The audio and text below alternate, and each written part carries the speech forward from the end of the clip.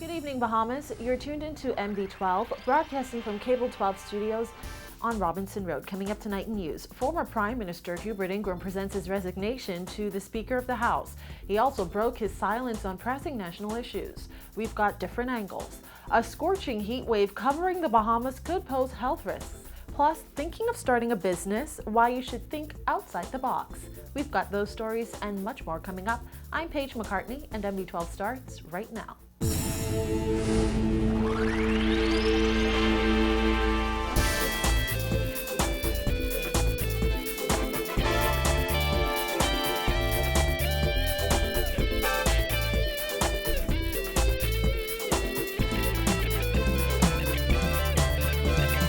Welcome once again to MB12.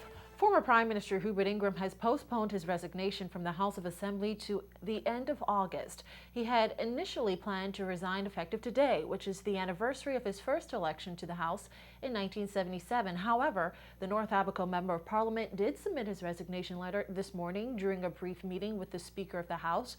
Ingraham revealed that one of the reasons for this delay is he doesn't want the government to rush in setting a date for a gambling referendum just to fulfill a campaign promise. He also made it clear that he won't be voting whenever a referendum is held. Vonnie Toot reports.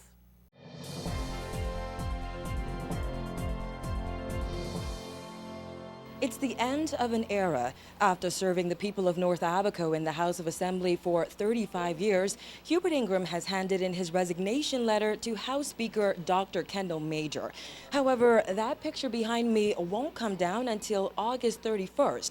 That's when his resignation takes effect. The former Prime Minister says he chose that date for 3 reasons. First of all, the leader of the party asked me to consider not resigning forthwith.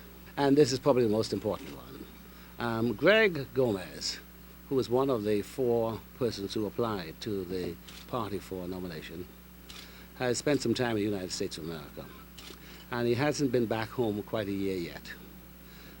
He has applied. I want him to be considered like the other 4 as a candidate. And my postponement will facilitate that. 4 men have applied to represent the Free National Movement in the North Abaco by-election. However, Greg Gomez, who returned to the Bahamas in August 2011, is believed to be the front-runner. Mr. Ingraham says the third reason he felt compelled to stay on until the end of August is he wants Bahamians to have the opportunity to make an informed decision when they vote in the gambling referendum. Prime Minister Perry Christie initially said he hoped a referendum would be held by year's end, but later revealed that the timing of it would depend on whether Mr. Ingraham went ahead with his planned resignation. I think the Bahamian people ought to have an opportunity to reflect upon the proposed referendum and to be educated and informed about it. And I want to make sure it's not rushed by the government. And it's been said that I have some part to play in when it's going to come. So I've now played my hand. Then it might come. Like the Progressive Liberal Party, the F&M promised to hold a gambling referendum if elected. However, unlike the PLP government, Mr. Ingraham says an F&M government would have included the question, should Bahamians have the right to gamble in casinos? If you're going to put the question of gambling to the public of the Bahamas, then the whole question must be put. You must bear in mind that we are singular in our decision in the Bahamas that excludes its citizens from being able to gamble in a casino. Nobody else in the world does that. Mr. Ingraham revealed that he would not waste his time voting in the referendum. While he acknowledged that gambling is a divisive issue that should be addressed once and for all, the F&M MP questioned the logic in spending so much money on a referendum that is limited to numbers houses and a national lottery, when there are far more important issues that the public should decide on. It's like, for instance, I want you, as a female in this country, to have the same rights I have under the Constitution.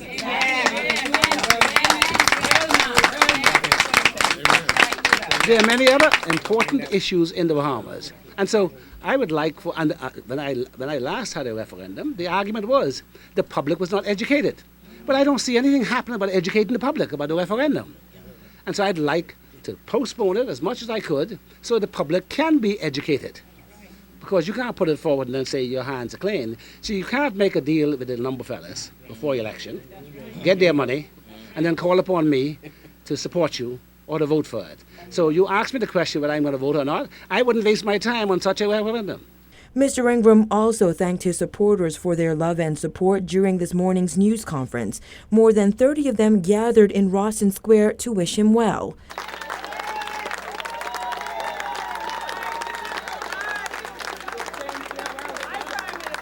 His constituents will hear from him once again when Parliament reconvenes on July 25th. Considering his resignation does not take effect until August, he says he wants to be respectful of the rules of the House of Assembly, which state that if a member is absent for 3 months, that person should vacate his or her seat. Mr. Ingraham says he will also use that opportunity to say goodbye to the House. Hubert Alexander Ingraham has achieved much during his political career, but what does he feel is his greatest accomplishment? Leaving here with my head held high.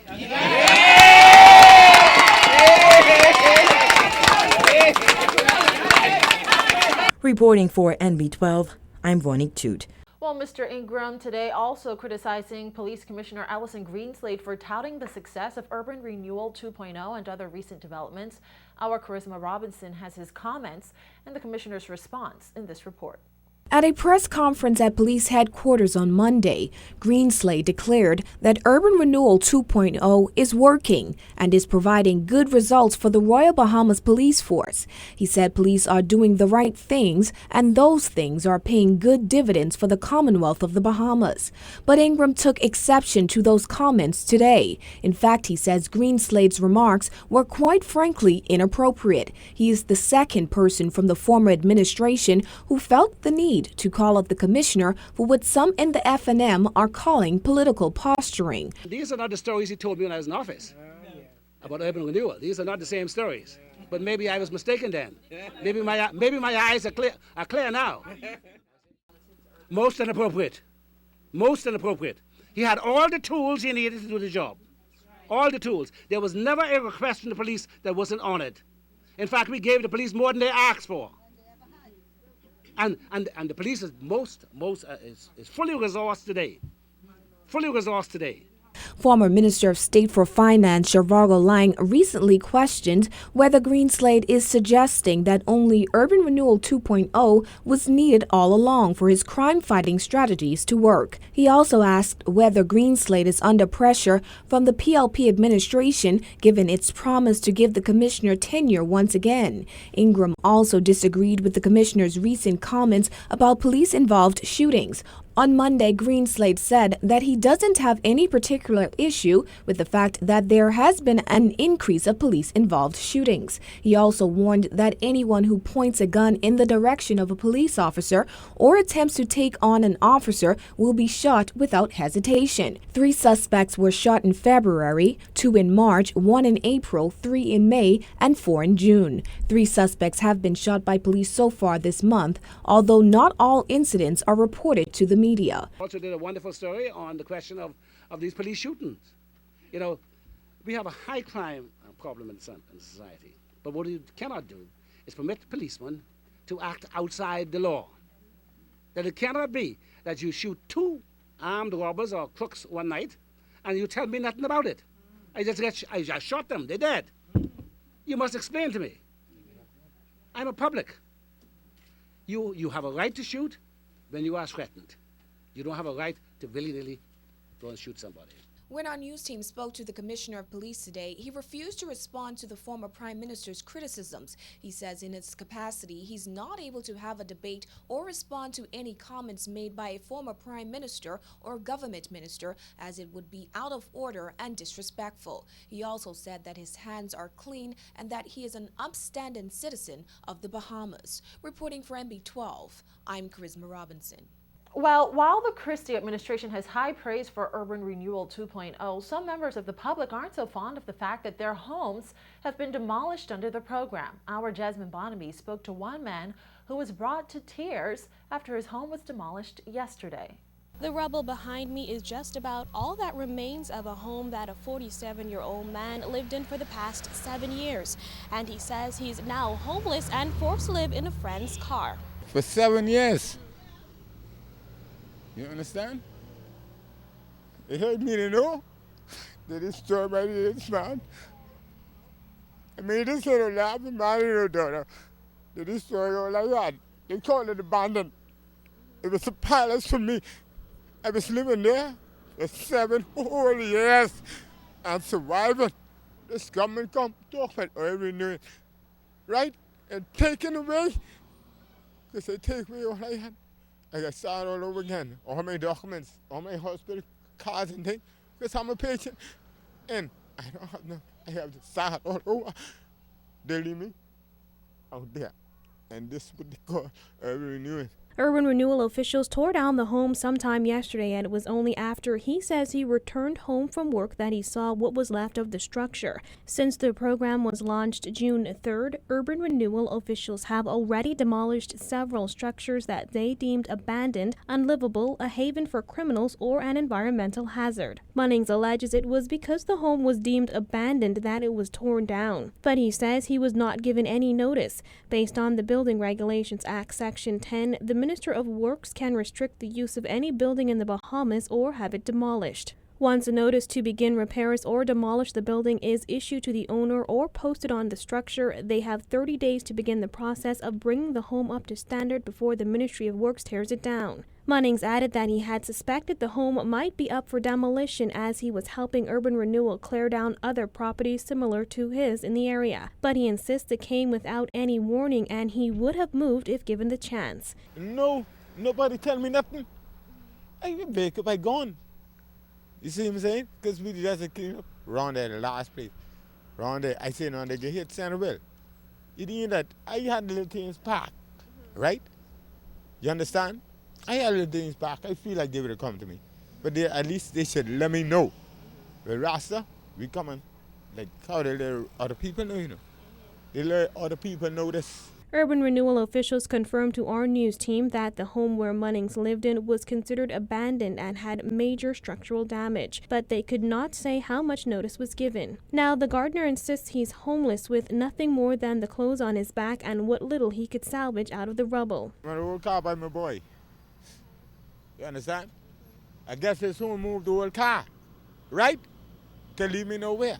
Why take a little shelter? What they call about it? Ain't nobody used to come over there. Ain't no trouble. Never used to be over the side. Meantime, the former prime minister hit out at the government for demolishing some residents' homes without following what he said is due process. He said officials are required by law to give each owner notice, then give them an opportunity to make representation. You cannot just go and do so. That's what distinguishes a democracy from a totalitarian society. Right? We would all like to be able to clean up all the old cars that are around. Just go and pick them up and carry them. All the old houses and the rest of it, etc. But the reality is that there are laws and there are rules that you ought to abide by, and the government ought to set the example. Reporting for NB12, I'm Jasmine Bonamy.